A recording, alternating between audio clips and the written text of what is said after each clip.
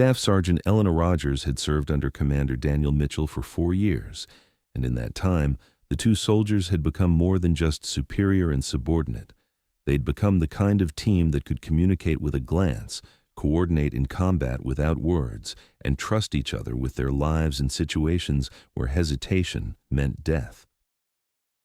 At 27 years old, with dark auburn hair usually tied back in a tactical braid and green eyes that could shift from warm to ice cold in an instant, Elena had learned everything she knew about leadership from Mitchell.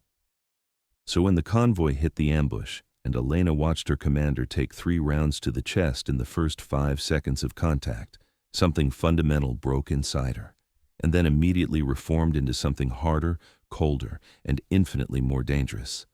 The ambush had been perfectly executed. IEDs disabled the lead and trail vehicles, trapping the convoy in a kill zone while enemy fighters poured fire from elevated positions. Mitchell had been directing the defense, exposing himself to coordinate the team's response when the enemy marksman found him. Elena caught her commander as he fell, watched the life fade from eyes that had taught her how to be a soldier, and heard Mitchell's last words, "Don't let them get away with this." Command would call it a tragic loss and move on. Rules of engagement would limit the response. But Elena Rogers wasn't interested in rules anymore. She was interested in finding every single fighter who'd been part of that ambush and making sure none of them lived to plan another one. The ambush had happened on Route Silver, a supply road that connected forward operating base Sentinel to a smaller outpost 15 kilometers north. The convoy had consisted of 4 vehicles carrying supplies, equipment, and personnel rotation. Commander Mitchell had been in the lead vehicle, which made him the first target when the attack began. Elena had been in the second vehicle, close enough to see everything, too far away to prevent it. The IED that hit the lead vehicle had been precisely placed. It disabled the vehicle without destroying it, leaving the occupants vulnerable but alive. A perfect setup for what came next. Enemy fighters, later estimated at 20 to 25, had opened fire from positions on both sides of the road. They'd had time to prepare, to choose their fields of fire, to coordinate their attack. Commander Mitchell had reacted instantly, organizing the convoy's defense despite the chaos. He'd exposed himself to enemy fire to direct his soldiers, to ensure they established defensive positions, to coordinate their response. That's when the enemy marksman, positioned approximately 300 meters away in elevated terrain, had taken his shots. 3 rounds, center mass. Mitchell's body armor stopped 2 of them, but the third found the gap between plates at his shoulder, tearing through and causing catastrophic internal damage. Elena had been returning fire when she heard Mitchell go down. She'd immediately moved to her commander, dragging him behind cover while the rest of the convoy continued engaging the enemy. Mitchell had looked up at Elena with eyes that were already losing focus. "Elena, don't let them. Don't talk, sir. Medic's coming. You're going to be fine." But Mitchell had gripped Elena's arm with surprising strength. "Get them. All of them. Promise me." "I promise, Commander. I promise." Those were the last words Daniel Mitchell ever heard. He died 30 seconds later while Elena held him, while gunfire raged around them, while the rest of the convoy fought to survive. The ambush had lasted another 12 minutes before the enemy withdrew. Quick reaction force arrived 15 minutes after that, by which time the fighting was over and all that remained was counting casualties and collecting evidence. Final count. Commander Mitchell killed in action, 3 other soldiers wounded in action, none critical. All enemy fighters had withdrawn successfully, leaving behind some spent casings and blood trails, but no bodies, no prisoners, no immediate leads. Command classified it as a tragic but ultimately unsuccessful enemy attack. Mitchell was dead, but the rest of the convoy had survived and the enemy had been driven off. By military bureaucracy standards, it was a limited victory. Elena saw it differently. Her commander, her mentor, the man who'd taught her everything about being a soldier, had been murdered in a planned attack, and the people responsible had escaped. That was unacceptable. At the memorial service 3 days later, Elena stood at attention while they honored Commander Mitchell's service. 4 years leading troops in combat, dozens of successful missions, countless lives saved through his leadership. All of it ended by an ambush that never should have succeeded. After the service, Elena was approached by 3 soldiers she'd served with under Mitchell. Sergeant David Park, a combat medic who'd tried desperately to save Mitchell, Corporal Jake Morrison, a communications specialist who'd worked convoy security, and Specialist Amy Reeves, an intelligence analyst who'd been on the convoy during the ambush. "Sergeant Rogers," Park said quietly, "we need to talk." Somewhere private. They met in an unused storage building on the edge of Fob Sentinel. Park spoke first. "We all know you were close to Commander Mitchell. We all know this isn't sitting right with any of us. The official response is going to be limited. Some drone surveillance, maybe a patrol or 2 looking for the ambush team. But that's it. Command's not going to authorize a major operation to hunt these people down." Elena's green eyes had that ice-cold look. "Then Command doesn't need to authorize it." Morrison spoke up. "We were thinking the same thing. The 4 of us worked closely with Commander Mitchell. We know how he operated, what he'd want us to do. He'd want justice, not just a report filed and forgotten." Reeves added, "I've been going through intelligence data. I think I can identify where that ambush team came from, where they're likely operating from. It's not official intelligence because I'm doing this on my own time, but the patterns are there." Elena looked at each of them. "What you're suggesting could end all of our careers. If we go after these fighters without authorization, we're violating about a dozen regulations. We could face court-martial." "Yes," Park said simply, "but Commander Mitchell would do it for any of us. He'd break every rule in the book if it meant protecting his people or getting justice for them. We all know that." "So the question is," Morrison said, "are we going to honor his memory by following regulations or by doing what he would have done?" Elena didn't hesitate. "Tell me what you found, Reeves." Over the next hour, Reeves laid out what she'd discovered through careful analysis of intelligence data, enemy pattern tracking, and local informant reports. The ambush team wasn't a random group of insurgents. They were a specialized enemy unit that had been conducting coordinated attacks against coalition forces for the past 6 months. They operated from a remote compound approximately 25 kilometers from Route Silver, in terrain that was nominally neutral but effectively enemy-controlled. "Intelligence has identified this compound before," Reeves explained, showing satellite imagery. "But it's never been prioritized for action. There are approximately 20 to 30 fighters based there, including the leadership element that plans these ambushes. The problem is the compound is in a populated area. There are civilians nearby, which makes airstrikes complicated." "Which is why Command hasn't moved on it," Elena said. "Exactly. The risk-benefit calculation doesn't favor action. One commander, KIA, isn't enough to justify a major operation with potential civilian casualties. But a small team," Morrison suggested, "could infiltrate, identify the specific fighters responsible for the ambush, and eliminate them without the collateral damage issues of a larger operation." Park nodded. 4 people, small enough to move quietly, large enough to handle the mission. We insert at night, conduct surveillance to confirm the targets, execute the mission, and extract before anyone realizes what happened." Elena studied the satellite imagery.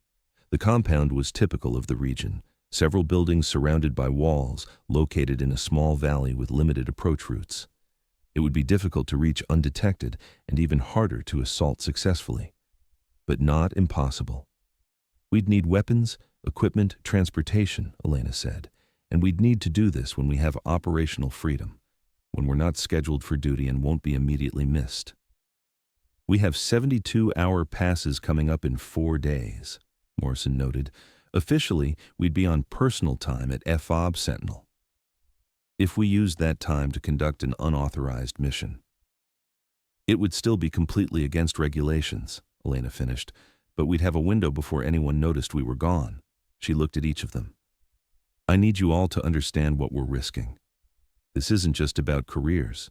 If this goes wrong, we could be facing prison time, courts-martial for unauthorized operations in hostile territory.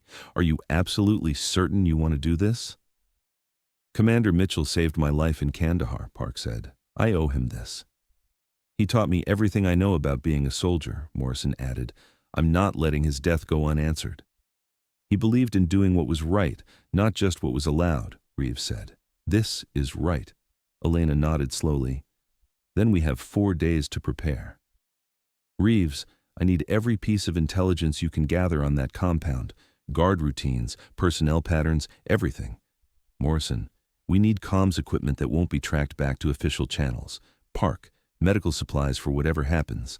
I'll handle weapons and tactical planning. Over the next 4 days, they prepared with the methodical attention to detail that Commander Mitchell had taught them. Reeves conducted extensive surveillance of the compound, using satellite imagery and signal intercepts she accessed through her intelligence position. She identified the guard patterns, the likely location of leadership personnel, and the optimal infiltration routes. Morrison acquired civilian communications equipment, encrypted radios that weren't part of official military inventory. He also secured transportation, a civilian vehicle that could get them close to the target area without immediately identifying them as military. Park assembled medical supplies that could handle trauma, tourniquets, hemostatic agents, antibiotics, pain management. He prepared for the possibility that someone might be wounded and need immediate treatment far from any medical facility. Elena handled the weapons. She couldn't simply take military firearms without leaving a paper trail, so she made contact with a local source who supplied weapons to private security contractors. She acquired 4 HK-416 rifles, ammunition, grenades, and night vision equipment. It cost her personal savings, but money was irrelevant compared to the mission. She also planned the tactical approach. They'd insert by vehicle to within 5 kilometers of the compound, then move on foot under cover of darkness. They'd establish an observation position and conduct surveillance to confirm the targets. Once confirmed, they'd execute a precision strike designed to eliminate the ambush leadership while minimizing risk to any civilians. The plan had risks, significant ones. They'd be operating without backup, without air support, without any of the resources that normally supported military operations. If something went wrong, no one would be coming to save them. But that was acceptable. Commander Mitchell had died because the enemy thought they could ambush a convoy without consequences. Elena and her team were going to prove them wrong. On the night of their 72-hour pass, the 4 of them met at a prearranged location outside FOB Sentinel. They'd each signed out on personal time with no indication of their actual plans. They loaded their acquired weapons and equipment into the civilian vehicle Morrison had secured, a beat-up SUV that wouldn't attract attention in the local area. Last chance to back out, Elena said as they prepared to leave. Once we drive out of here, we're committed. No turning back. No one moved toward the exit. Then let's go finish what Commander Mitchell started, Elena said. They drove through the night, navigating by GPS toward the compound Reeves had identified. The roads were rough, barely more than dirt tracks in many places, but they made steady progress. 3 hours later, they reached the drop-off point, a small valley 5 kilometers from the target compound. They parked the vehicle in a concealed position, camouflaged it with local vegetation, and began the approach on foot. Moving through the darkness with night vision equipment, they covered the 5 kilometers in 90 minutes. The terrain was rocky and uneven, requiring careful navigation to avoid making noise or leaving obvious trails. At 0340 hours, they reached an elevated position overlooking the compound. Using night vision and thermal optics, they began surveillance. The compound matched Reeves's intelligence. Several buildings within a walled perimeter, with guards visible at the main gate and on rooftops. Through thermal imaging, they could see approximately 20 heat signatures inside various buildings. We need to identify which building holds the leadership element, Elena whispered. Reeves, based on your intelligence, where would they be? Reeves studied the compound through her optics. The largest building, center of the compound. That's where signal intercepts suggested command and control elements were located. If the ambush leaders are here, that's where they'll be. For the next 2 hours, they conducted careful observation. They tracked guard movements, identified patterns, noted which buildings showed the most activity. As dawn approached, they observed several individuals emerging from the central building, men who carried themselves with the confidence of leaders rather than followers. One of them matched the description of the enemy commander who'd been coordinating attacks in the region. "That's him," Reeves confirmed, checking against images from intelligence files. "That's Khalid Hassan, the regional insurgent commander. Intelligence has linked him to at least a dozen attacks against coalition forces, including the ambush on Route Silver." Elena watched Hassan through her rifle scope. He was approximately 400 meters away, laughing with other fighters, apparently discussing something amusing. He'd been laughing while Commander Mitchell died, while Elena had held her commander's body, while they'd planned this ambush that had taken the life of a man who dedicated himself to protecting his soldiers. Elena forced herself to stay calm, to stick to the plan. They weren't here for revenge. They were here for justice, which meant doing this right. "We wait until tonight," Elena decided. "We've confirmed the targets are here. Now we plan the assault to maximize our chances and minimize civilian risk." They spent the day in their observation position, rotating watch duty while others rested. They refined their plan based on what they had observed: guard patterns, building layouts, likely positions of their targets. The plan was direct. At 0200 hours, when most of the compound would be sleeping and guard alertness would be at its lowest, they'd infiltrate. Park and Morrison would establish a perimeter and provide security. Elena and Reeves would enter the central building, confirm and eliminate the ambush leadership, and extract. Simple in concept, difficult and dangerous in execution. As darkness fell, they prepared for the mission. They checked weapons, confirmed communications, and went over the plan one final time. "Remember," Elena said, "we're not here to eliminate everyone in that compound. We're here for the people who planned and executed the ambush on Route Silver. We eliminate those specific targets and withdraw. Stay focused, stay disciplined, and we all get home." At 0145 hours, they began their approach to the compound.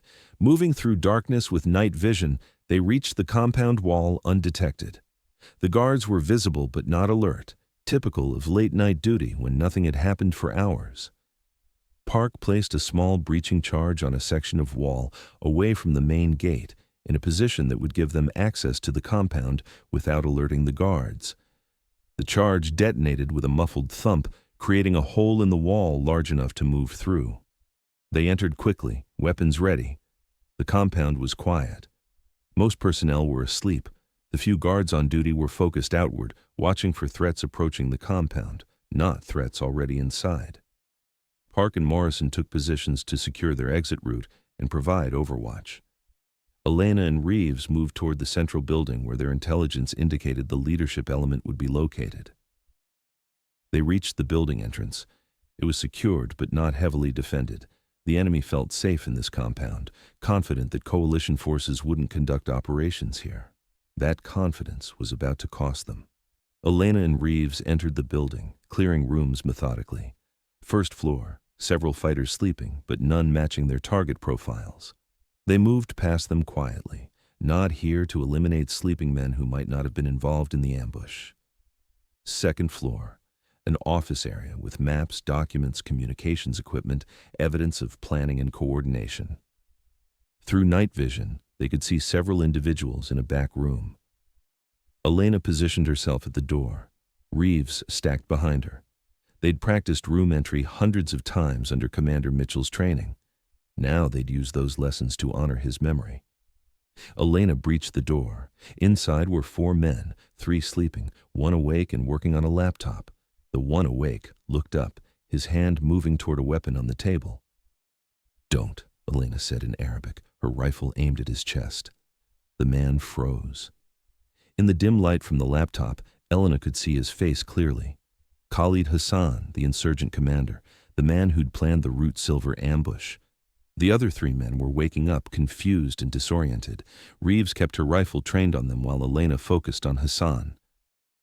"Route Silver," Elena said in Arabic, "the convoy ambush. You planned it." Hassan's eyes showed recognition and calculation. He was deciding whether to try something or cooperate.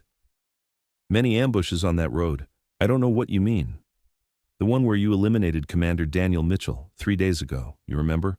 You were probably celebrating." Hassan's expression changed slightly. Not quite a smile, but close. The American male commander. Yes, a good operation. He fell well for an enemy. That was all Elena needed to hear, confirmation directly from the source. You're right, Elena said. He fell well. You won't. Her rifle fired once. Hassan collapsed. The other 3 men reacted, reaching for weapons.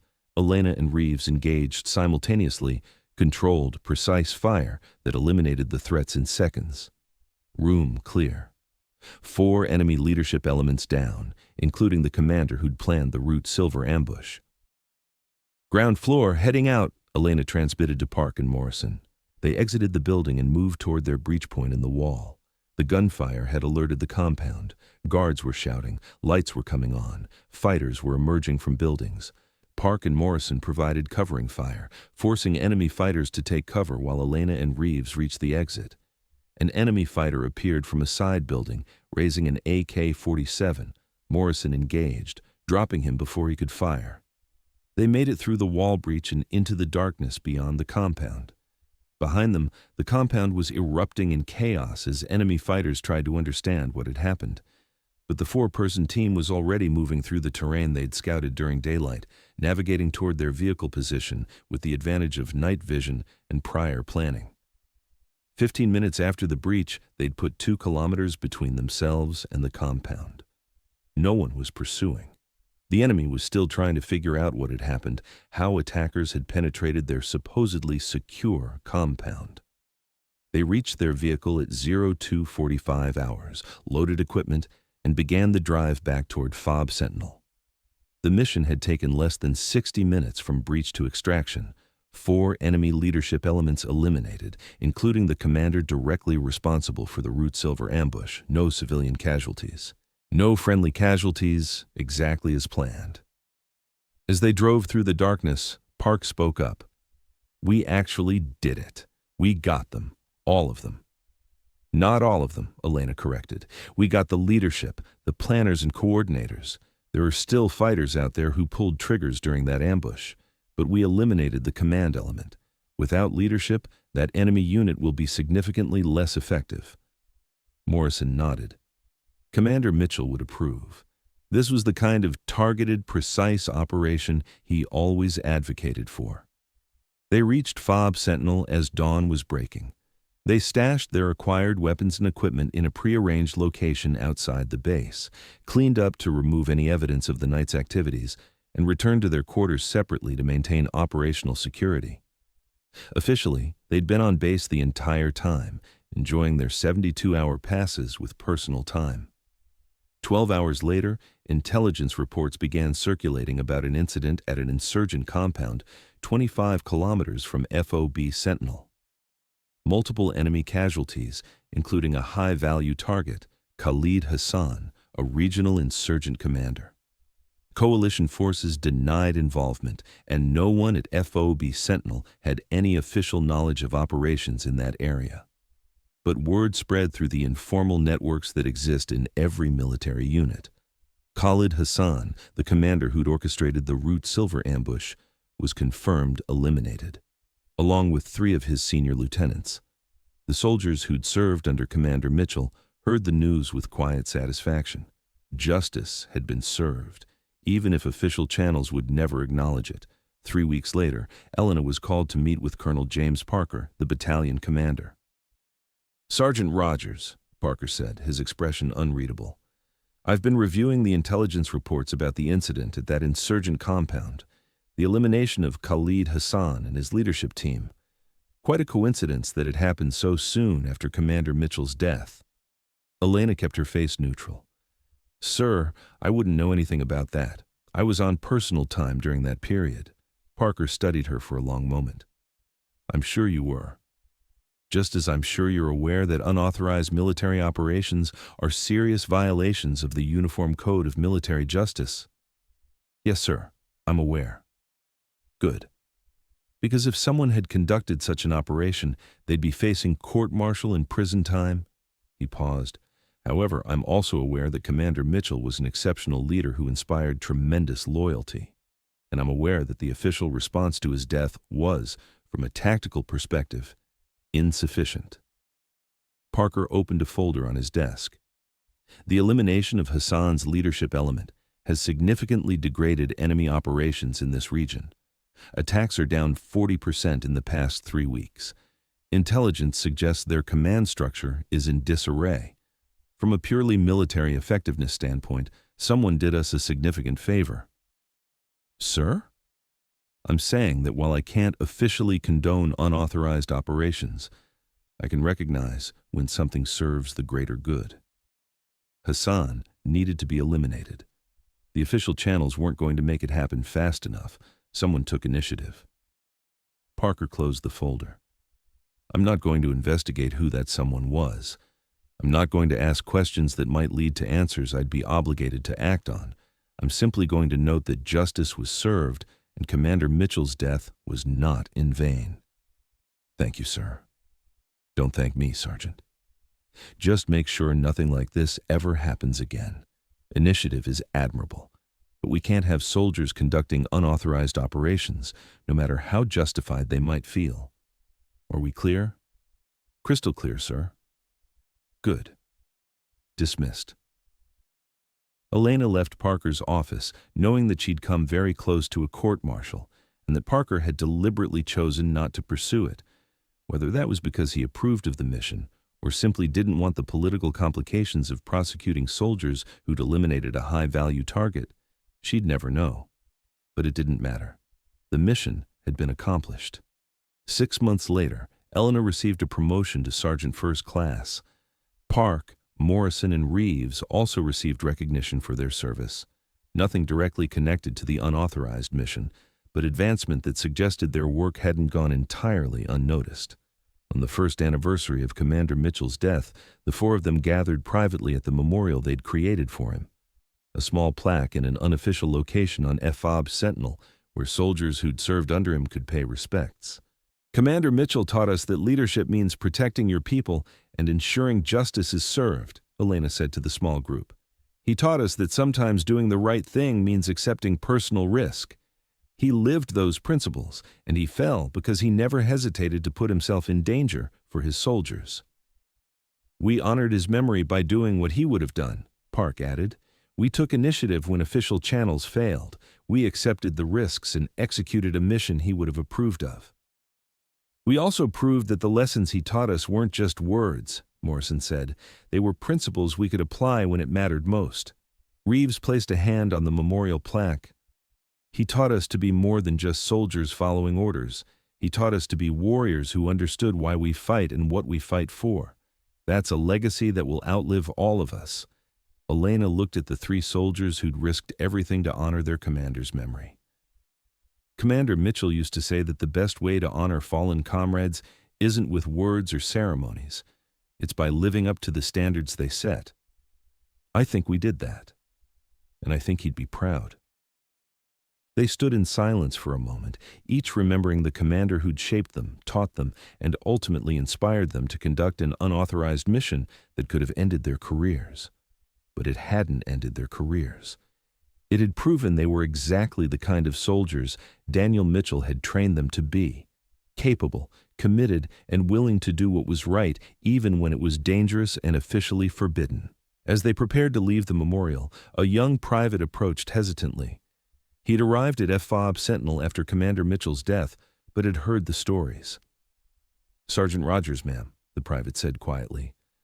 I never met Commander Mitchell, but everyone says he was the kind of leader who'd do anything for his soldiers. Is that true? Elena looked at the young soldier, seeing in him the same uncertainty she'd felt years ago when she first met Mitchell. Yes, Private. Commander Mitchell believed that leadership meant more than giving orders. It meant protecting your people, even when it cost you personally. He died because he exposed himself to enemy fire to save his convoy. That's who he was. And the stories about what happened after, about how his team went after the people responsible, are those true? Park stepped forward. Private, what you need to understand is that some bonds transcend regulations. Commander Mitchell created a team that understood loyalty, justice, and the difference between following rules and doing what's right. What happened after his death, whether officially acknowledged or not, proved that his lessons lived on in the soldiers he trained. The private nodded slowly. I hope if something happens to me, someone cares enough to make sure there's justice. If you're the kind of soldier who earns that loyalty, Elena said, then yes, someone will. Commander Mitchell earned it every single day through his actions, his leadership, and his willingness to sacrifice for his people. That's the standard. Live up to it, and you'll never have to worry about whether someone will honor your memory. The private saluted and walked away, leaving the 4 veterans alone once more. Morrison smiled slightly. We're creating a legend, you know. Years from now, soldiers will tell stories about Commander Mitchell and the team that avenged him. Half of it will be exaggerated, but the core truth will remain. Loyalty matters, justice matters, and some leaders inspire devotion that survives their death. Good, Elena said. Let them tell the stories. Let new soldiers understand that the bonds we form in service are real, that the principles we fight for matter, and that sometimes doing the right thing means accepting personal risk. That's Commander Mitchell's true legacy, not just what he did, but what he inspired others to do. They left the memorial together, 4 soldiers who'd risked everything for justice and found that the risk had been worth it.